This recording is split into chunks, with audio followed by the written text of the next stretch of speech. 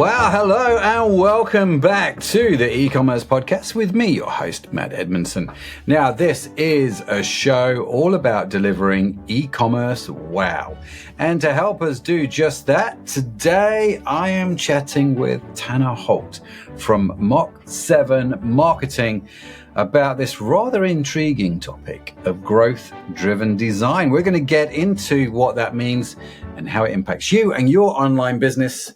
So you're going to want to do the usual. Grab your notebooks, grab your pens if you can. And if you're old school like me and like a notebook and pen, of course, some of you may just take notes on your computer. Some of you may be out walking the dog or driving and can't take notes, which is where the newsletter is going to help you. Yes, it is.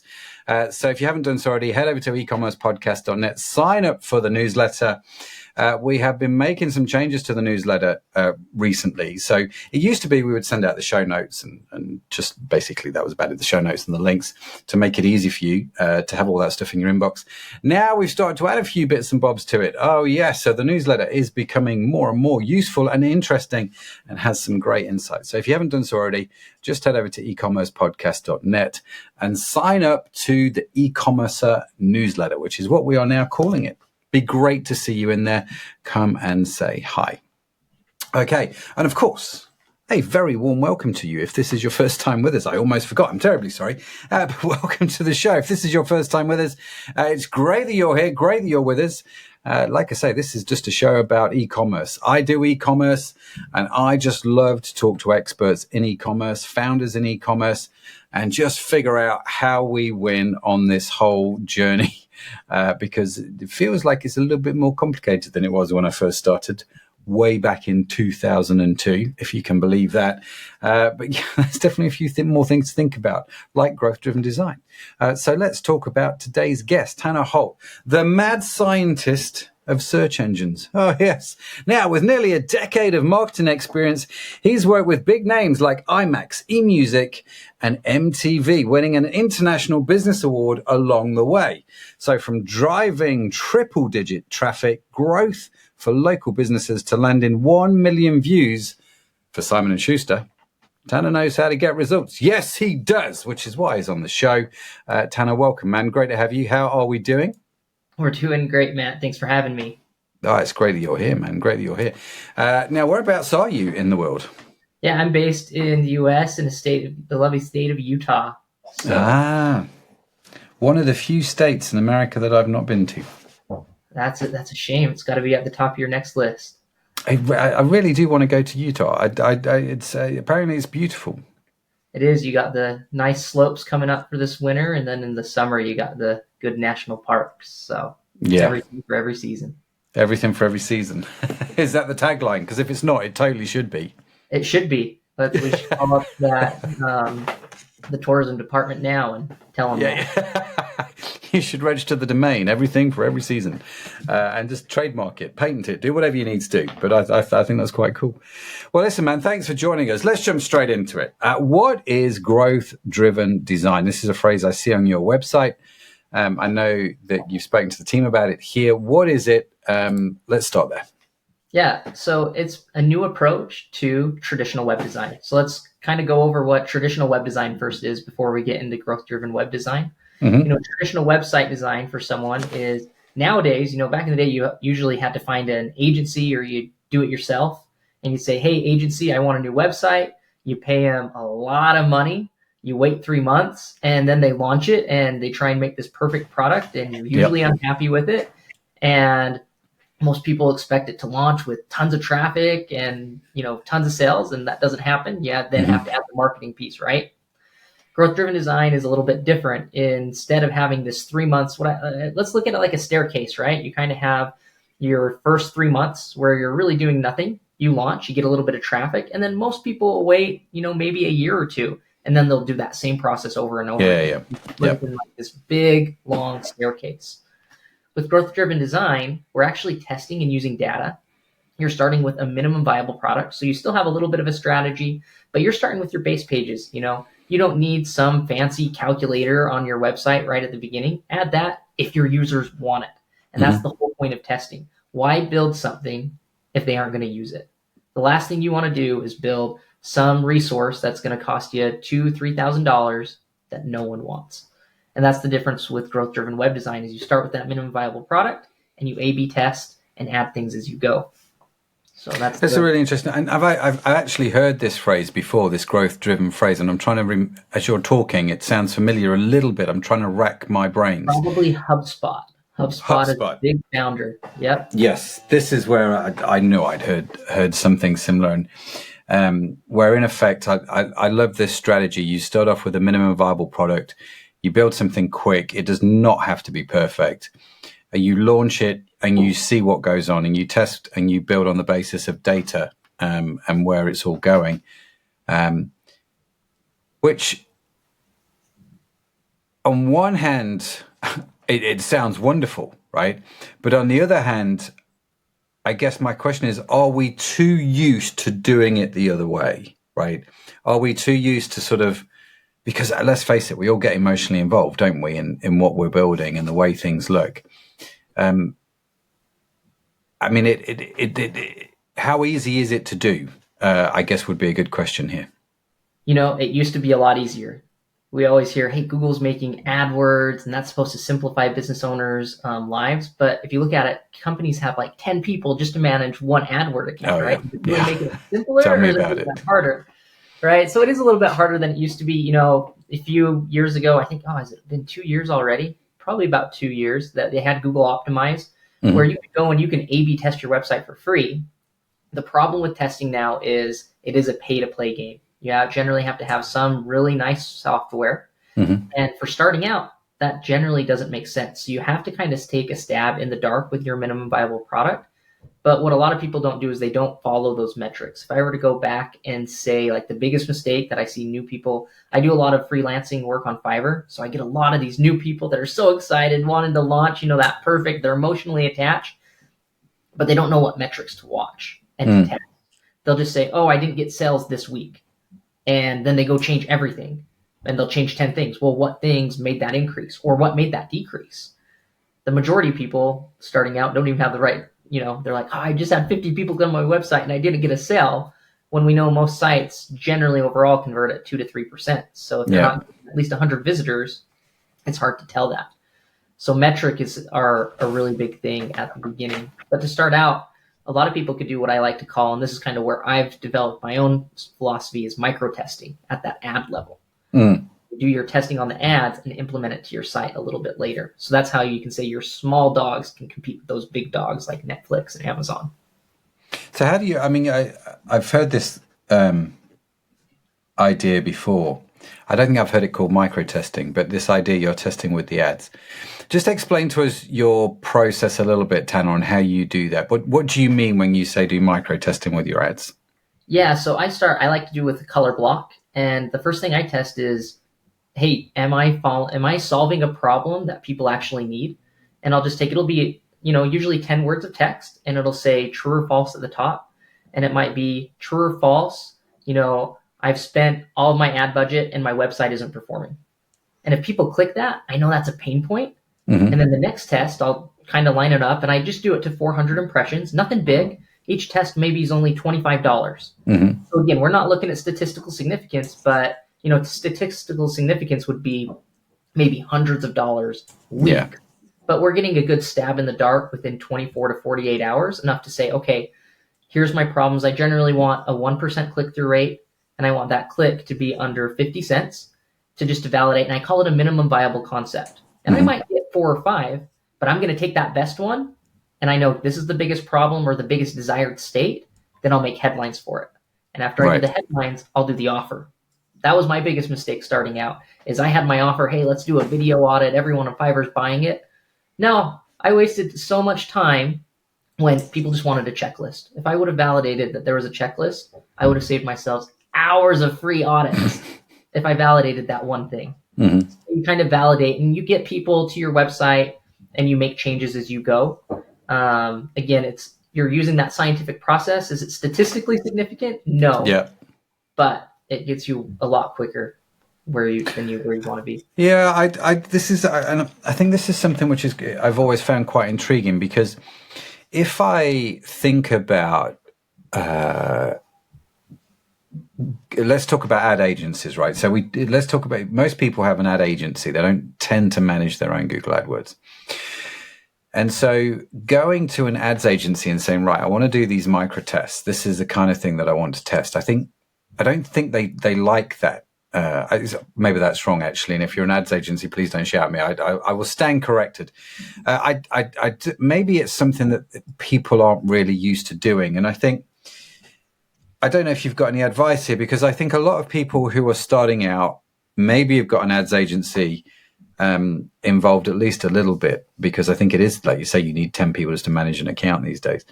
How would someone starting out go about communicating with an ads agency, or even managing the ads themselves to do these tests? Because it feels like quite a large barrier to overcome. It is, and I think it's that knowledge gap.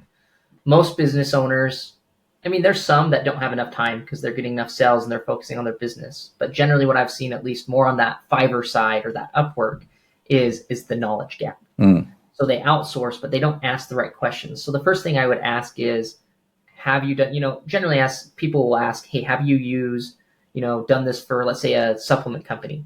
Have you worked with supplement companies in the past? That's the first question. Great. Okay.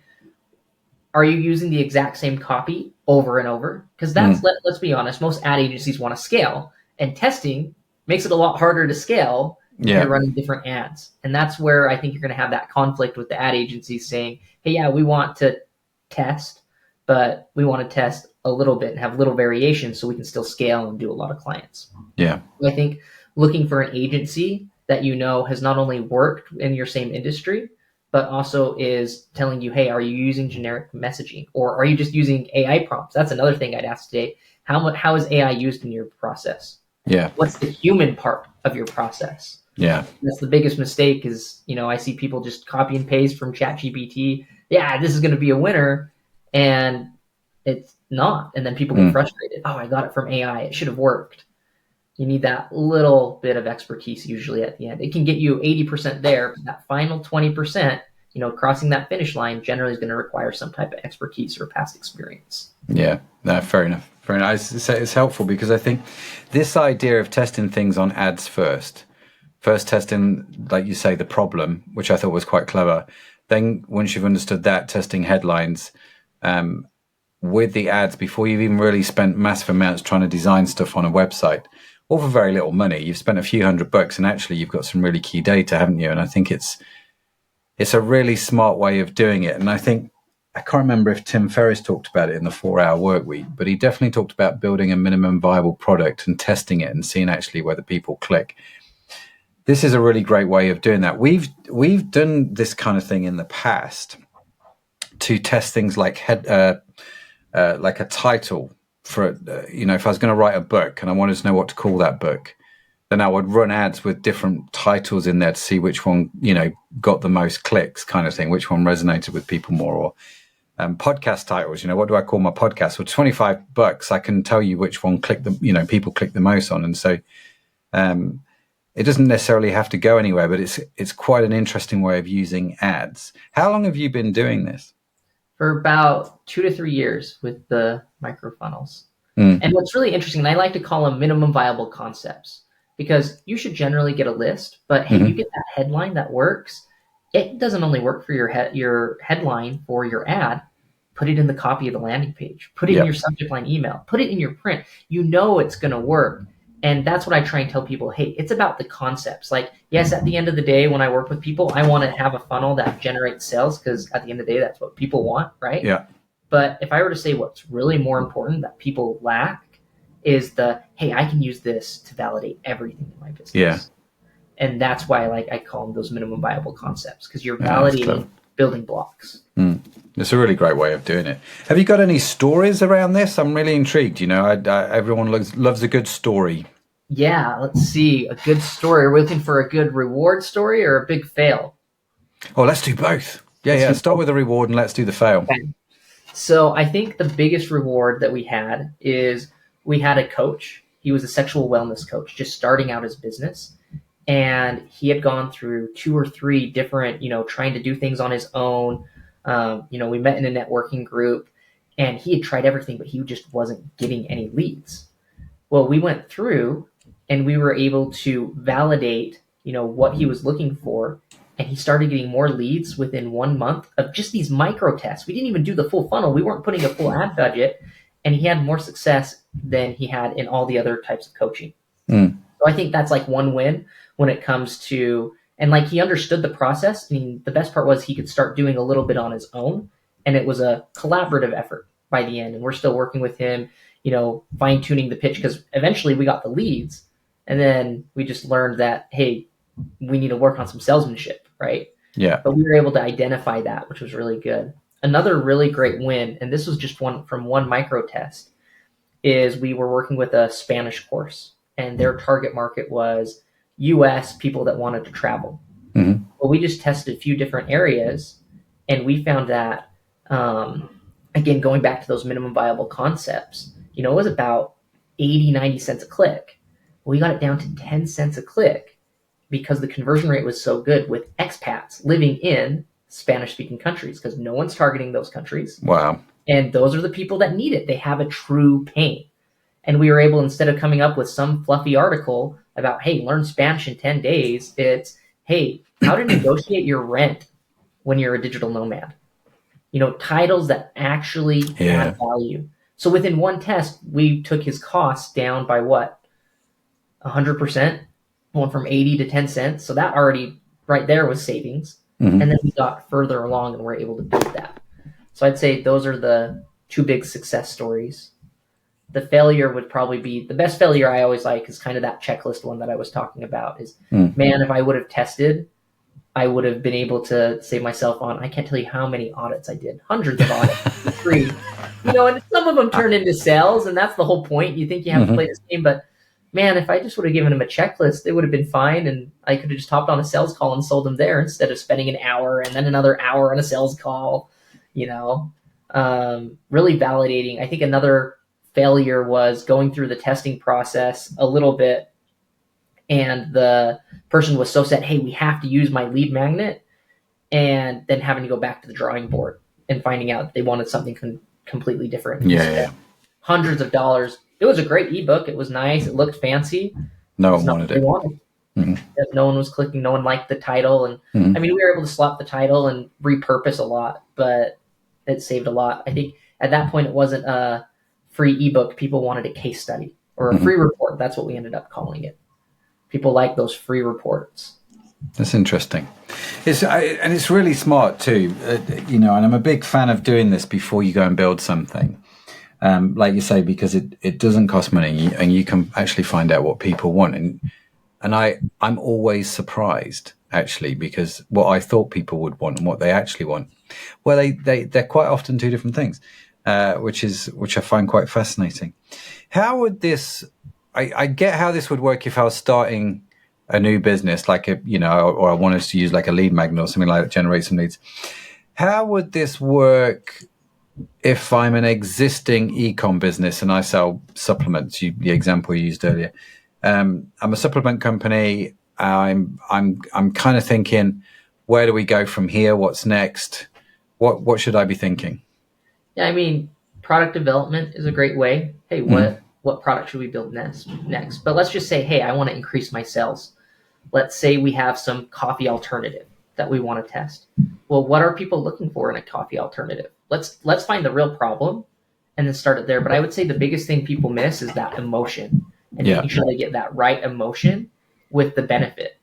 A lot of marketers and businesses are good at, hey, we can solve X, Y, Z, A, B, C, but the person really cares about B and Y, and then they're way at the bottom. Well, let's test them separately and then make sure B is the first bullet point and Y is the second bullet point, because we know everyone has a short attention span. They're not going to get all the way to the bottom. Sure. So let's start with what resonates at the top. You can do it with images. Images is a big surprise. Now, I used to work at a neuromarketing lab where we used eye tracking and a lot of different things as well. Really fancy, really expensive. It has its benefits, but you can do a lot more using like a reel instead of using a focus group. Doing ads, I like it a little bit better. Both have their place, but through these images, I mean, we've generally always found having a woman on the picture is always better than a man, right? So there's little psychological things Women click on more women and men click on more women. But just because you have a clicky image doesn't mean that it resonates and it converts. Like we found, like a lot of people, if the model was too attractive, men were just clicking on it because it was an attractive woman, and not because of the product, right? So there's definitely a balance in even testing your images and combining it with the headline. That's probably the biggest next thing I'd see is, especially in sales, right? Yeah. They do so good. You get your marketing funneled and you say, hey, we're going to, you focus on that. I think it's Donald Miller who talks about that story brand. Being that guide. You get them there. And then on the first call, it's, hey, we can do X, Y, and Z for you. And you start selling your product and you lose the sale. And a lot of people are doing that in their marketing. I like to refer to it as that person at the party that just talks about themselves. Oh, yeah. Their ad is really good about saying, hey, we want to help you. And then you get to the landing page and it's me, buy me, buy me. You have to be congruent. And that's one of the biggest things people miss. So this growth-driven design then is, obviously you're starting off at the top. You've got your minimum viable product. You're using ads to help your test. You're building something out. What does that minimum viable funnel look? I mean, you've used this phrase, funnel. You've used MVC as a concept. What does that look like? Yeah, generally, and it can be as big or as small as you want it to be. But generally, you're going to start, I like to say it's just one landing page, like especially for a new business. Let's start with the product page. SEO, you're going to get people to your homepage, but it's generally not going to be qualified traffic. And it's more of a discovery page than a, hey, let's buy. But generally, you're going to start, if I was doing a new website for growth-driven web design, you're going to start maybe with 5 key pages. You might start with a about us, a home, your product page, contact, and FAQ, right? Those are your 5 key pages before you start exploring, hey, we want to add some fancy quiz. We want to talk about, let's do a video on the owners or social proof. That was one that, working with a company that was big on, we're going to save the environment, and having those claims on their products or the product pages and seeing it not lift conversion rate, right? Even though that was part of their brand. So there is also this give or take with branding, but it would probably start with 5 key pages. Then you do your test on your ads to get information, but simultaneously you're running some type of A/B test on those actual pages as well. Right. See which converts. So there's just a lot of testing, and you have these breakpoints, in the funnel. And I would break it down by your journey, right? Your awareness, your consideration, and your final product. And I would eventually start testing all 3 at the same time because you always want to prove them, but you should always start at the top. I like to think of it like a floodgate, for example. If you're only letting 10% of the water up top and then you're optimizing here, hey, that's great, but there's more benefit here. I think that's one of the most helpful reports in Google Analytics is that buyer flow. Because I found a lot of people, when they come to audits, they want me to focus on their product page. And they're like, hey, I'm not getting anyone to buy. I'll go in and they're like, hey, I'm just not getting add to carts. Okay. Well, I go into their analytics and people aren't even getting to the product page. So of course you're not going to be getting add to carts if they aren't getting to the product page. So how do you get them to the product page? We'll start sending them there first instead of another page, or start making it more prominent that you want them to go to that page, or maybe more subtle. Maybe you're too salesy and people feel it's scammy. You have to really use that funnel report, but it very much is a process. The problem where I think a lot of people get lost, kind of go into that simplicity, is there's so much to test and having a theme. What's my theme for this quarter? Okay, I'm really going to work on, urgency. How can I add urgency to my awareness, consideration, and the other page, and just focus on that part? Or social proof. Once you start doing all the factors all at the same time, it can get really overwhelming, and people don't start. But I think the biggest thing is start, and then just start small and gradually add on. Just build it out. What about, this is super helpful, by the way, Tanner. Lots of thinking here going on. I'm just thinking that I had a conversation recently with someone whose business is struggling, right? So they're getting some traffic to the website. Conversion is not great at the moment. Probably where if you look at the data where things are not really great is returning customers, right? So returning customers have fallen off a cliff.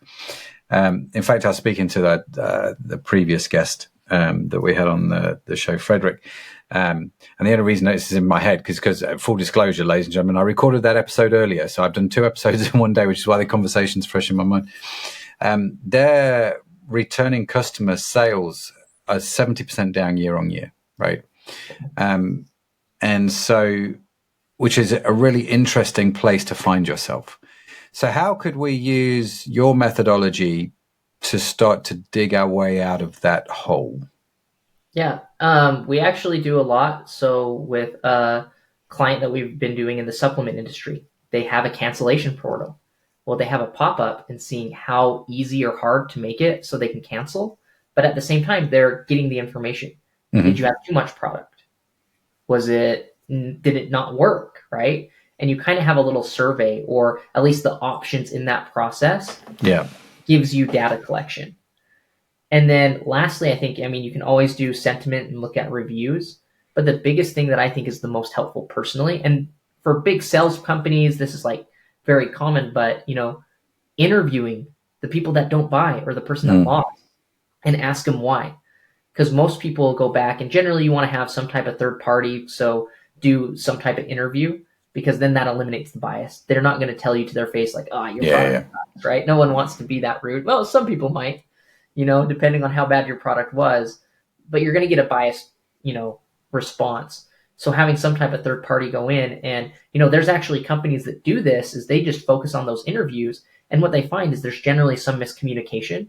And once the consumer's like, oh, I didn't realize that, they go and buy it right away. And that can almost be your, recovery sales team, so to say. But it's really finding out the why through those surveys, through those conversations. And you can still test things as well at the end with your retargeting. You can maybe do an ad and say, hey, here's our people that didn't buy, and you just retarget people who visited your website in the last 30 days that didn't buy, and you can do your own funnel and find a different lead for them. There are ways to test even at an ad level, as long as you get your targeting right. It's probably a little bit more expensive. A simple survey is probably just the best way to go. But those are some of the things I would look at. And maybe what's the ease? Are they on a subscription? Maybe they should be on a subscription. Those are some of the things that I would kind of look at for those returning customers and saying, like, what is the issue? Is it, an issue on their end, a product issue, or is it a brand issue? Yeah, interesting. The conversation with them will carry on, and I'm intrigued. I'm picking everybody's brains on this at the moment, because I think it's a really interesting conundrum. So if we back up a little bit, one of the things that you talked about is A/B testing, right? Is split testing different things on so you're testing your ads basically by creating different ads and seeing which ones pull the most. We're then split testing the page, which you said actually in some respects doesn't make sense for the smaller business because of the amount of money involved. At what point does split testing make sense, and how do I do that properly? Yeah, and this is the age-old question, the chicken or the egg, right? Do I want that perfect website before I spend thousands of dollars, or do I spend $1,000 to make sure I get that landing page right? Mm-hmm. At the end of the day, you should do both at the same time. Mm-hmm. It's just figuring out what's the most cost-effective way to do it. A smaller business, yes, is it statistically significant? In a company that gets over, I would say for any type of on-site testing, you need at least 3,000 visitors a month. Mm-hmm. Anything below that, you still can test, but you're going to have to change 3 or 4 things. You're going to have to make big changes so you can get and really measure what made that change. Where after that, you can start doing one variable at a time. And that's why I like that micro testing at the ad level. Because if you think, let's go to an ad, right? And you just look at click-through rate, you're only spending, a few cents per click, where once that person lands to your website, not every person that, I guess every person that clicks goes and lands to your site, but they bounce, right? It might be $3 or $4 to get that one visitor. Mm-hmm. So testing on your website is just inherently more expensive than testing at that ad level. So that's where I say you always got to start. Smaller businesses always start at that awareness at the top of the beginning. That's going to be your most cost-effective change. You still can test throughout, and there's some free trials, and take advantage of those softwares. But, it's really finding, and that's why I like Unbounce. Unbounce is a great landing page tool that allows you to build your page and do the testing all in one. Right. And it's probably the most economical. Now it's a little bit harder to tie to Shopify. You have to do some little things if you're using a Shopify store to make that connection work. But that's probably the most economical that I've seen when it comes to actually testing the website. Unbounce. Yeah, but getting into that testing is just learning, that like you said, what is a split test? There's a control and a variable. Mm-hmm. When we're generally changing one or two things and we want to see how they compare, you can do time-based, but let's just say, hey, week 1, you have a low conversion rate, but week 2, you run a sale. How do you know, was it the changes or your sale that made the difference? It's inevitable. There's too many things in a vacuum. We can't be, like a true scientist and have that one control. Yeah. So it's important as we're testing to really make sure, just because there's, correlation isn't causation. Mm-hmm. You have to look at all those theories behind it. But really the first step is just getting in there and really looking at your data. If you don't know your data, I can't tell you how many people on Fiverr, when I ask them, hey, what was your AOV? They'll send me their monthly sales revenue. Okay. It's like, no, what's your purchase? What's your lifetime value, right? You need to kind of start knowing those numbers. And it's not bad if you have to say, oh, it's 0. At least you know the number. Yeah. And I think some people are afraid to say, hey, it's like, I'll get a lot of people that'll say, oh, it's low. Well, what is low, right? Yeah. Maybe low is a couple hundred, and a couple hundred, yeah, it's a little lower than we'd like, but it's not 10 or 15. Yeah. Yeah. It's interesting you say that, actually. There was a book written, I don't know if you ever read it, there was a book written years ago called Good to Great by Jim Collins. Mm-hmm. Really fascinating book. What makes good companies great. And in there, one of the chapters talks about the ability to confront the brutal facts, to understand the numbers and be okay that they are the actual numbers, but retain some sense of optimism that actually you can and will prevail, right? Some kind of belief. It might not be today, it might not be tomorrow, but there is that possibility. But you can't get your way out of a situation where you don't know where you're starting. And like you, I find there isn't a lack of understanding around data, and around what the numbers mean for the website. So when people say, oh, my sales aren't good, it's a really kind of unhelpful statement in many ways, because I don't know what that means, right? What is good? And how do we define good? Why are they not good? At what point are they not good? What's selling? What's not selling? Who's buying? Who's not buying? There's so much information that we need to know about. But our brains tend to get a bit fluffy, don't they? And they just go, oh, our sales aren't good, or our sales are low. And to put a definitive number, it just tells us how bad it actually is. And we I don't know whether it's a psychological thing that we just don't like to do it. But I like how, if you're new to e-commerce or you're a small site, then actually testing at the ad level is actually probably a more cost-effective way to do it, rather than using ads to get people onto the site and then testing. I think that's a really interesting way of thinking. I don't think I've ever thought about it like that, actually. But it makes a lot of sense. It really does make a lot of sense. At what point then, do you make that switch from testing at the ad level to testing more on site? At what point does that make sense? Is there a hard and fast rule, or is it very business dependent? It's probably very business dependent, but at the end of the day, the answer is you never stop testing. What's going to work for your audience 3 months ago might not work, 3 months from now, right? Yeah. Think of COVID. That was a big black swan event, right? Yeah. All of a sudden, everyone was stockpiling things. And then once everyone started going to normal, I had a client that they were making, they were a nonprofit selling PPEs, and they were doing great. But then all of a sudden, everyone was back and didn't want masks, right? Their business model wasn't there. And I think, you have to look, well, who is using masks? How can we get those people? And unfortunately, by the time they were asking those questions, it was too late. Right. They had to pull the plug on their business. Where if they said, hey, we're still getting orders. Who are these people? Why are they still buying it? How do we get to these people? They probably could have saved saving themselves the business. Yeah, fair play. Tanner, listen, this has been really interesting. I've got to the sort of the stage of the conversation where I need to ask you for a question before I forget and get too engrossed in the whole testing ideology.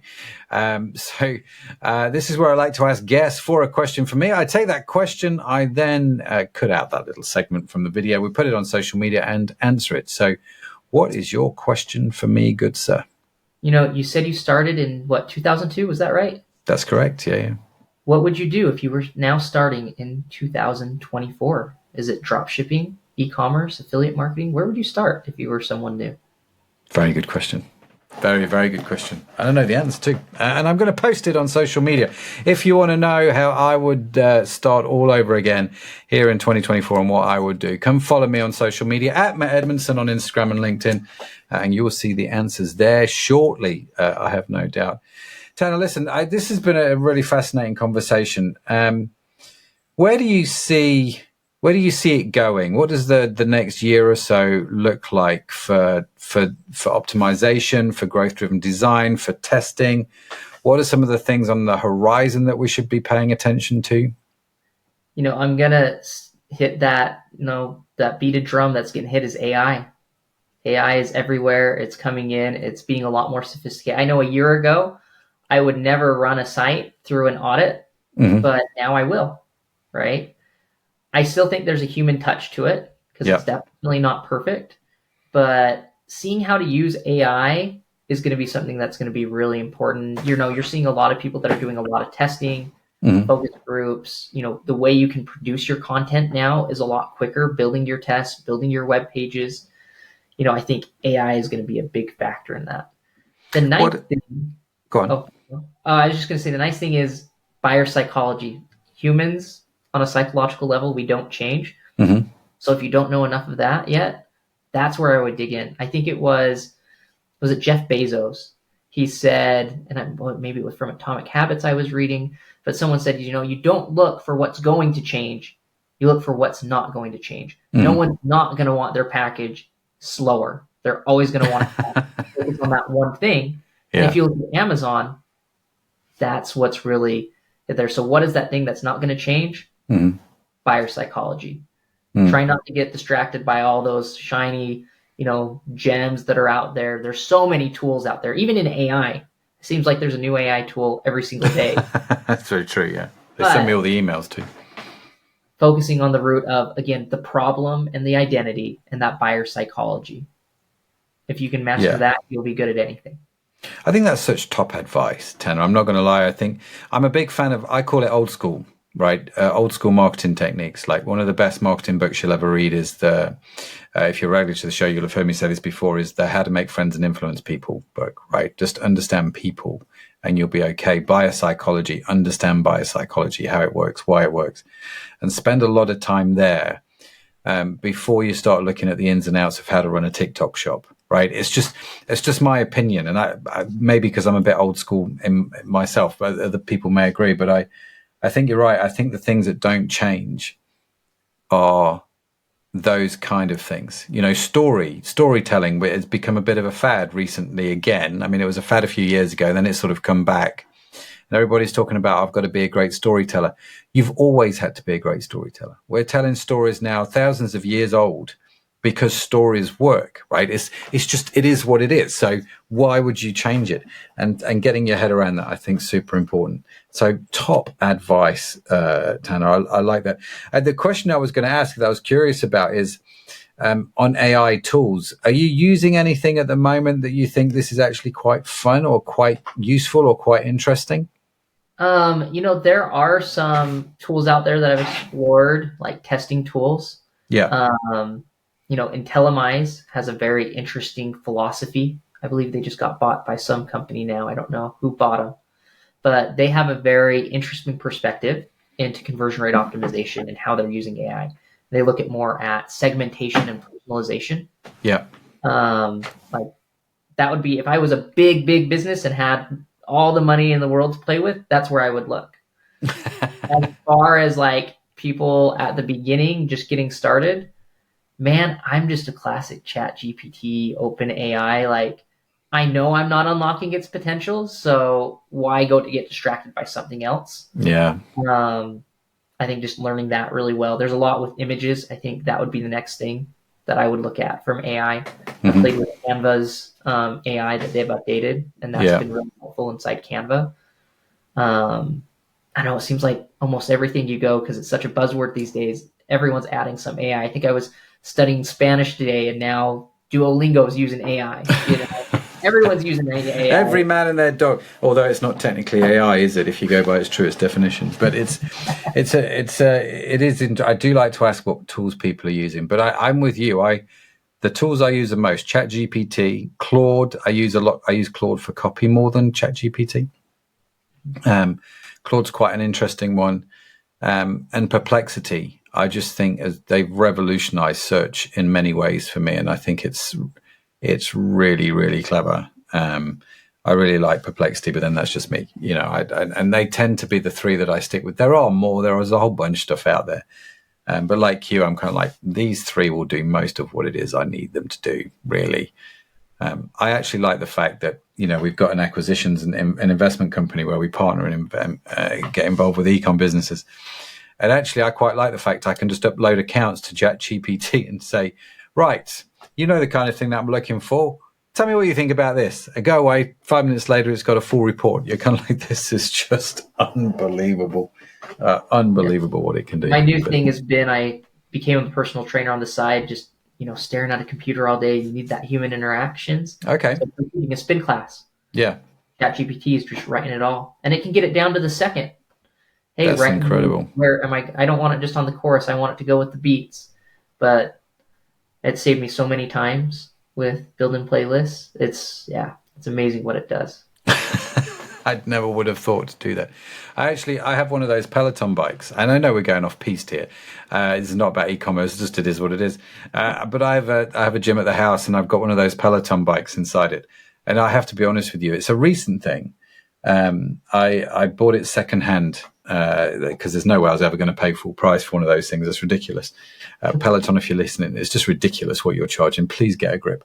But I did pay I paid, I think, about a third of the price, which seemed a bit more sensible.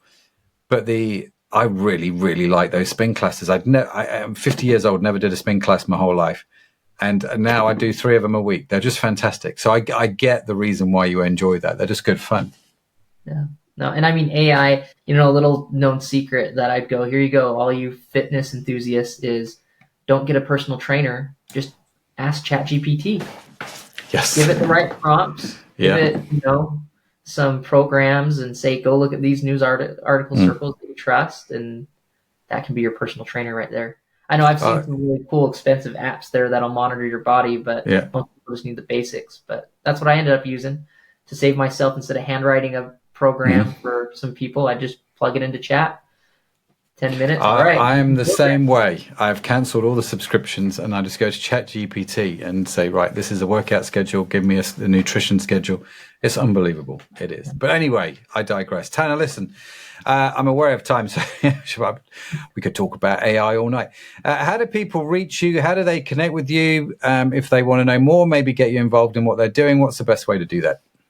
Yeah, so LinkedIn is a really good way. I'm on Fiverr as well. You just look up Tanner Holt on Fiverr if you're kind of at those entry stages. But you can also just reach out to my agency, Mach7onlinemarketing.com. The joys of making your company in high school and not changing the branding. So the company is Mach7 Marketing, but the domain is Mach7 Online Marketing. And whenever I give someone my email, it's a mouthful. So one of these days, when I'm not too lazy, maybe I should change it. Why bother?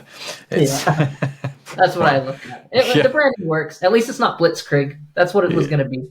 Okay. No one would identify with that. Yeah. Mach 7 is much better. You see, whenever I hear phrases like Mach 7, being a child of the 80s, I just have Maverick and Goose in my head going, I feel the need for speed, right? I just... And that's what I've developed all my branding around momentum, testing, and it works. Yeah, well, keep going. Broke, don't fix it. Exactly. Although you should test, obviously.